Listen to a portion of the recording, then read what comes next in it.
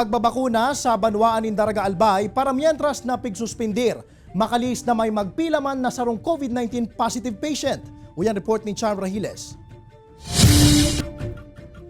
Prakasado ang ginigibong vaccination rollout sa Banwaan Indaraga Albay huli sa sarong individual na positibo sa COVID-19 na nagpila man para magpabakuna.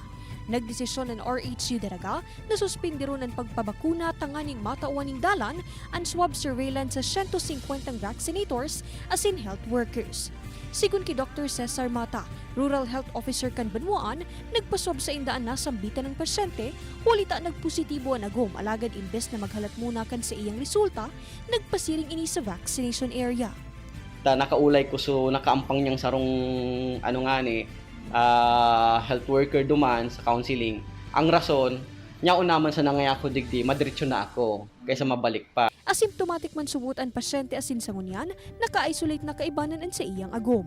Inisubot ang primerong beses na nagkaigwan in swab surveillance ang Daraga LGU alagad piglilinaw ni Dr. Mata na kaipuhan naman subot ining gibuhon urog ng labian exposure kan sa indang health personnel.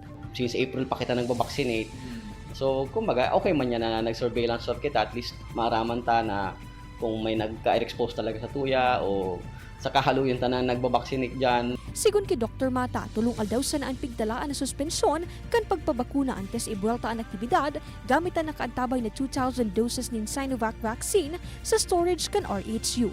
Sa kabilugan, 14% na kan 90,000 na target ang nabakunahan sa Banwaan. Ini si Char Rahiles, Balitang Bicolandia.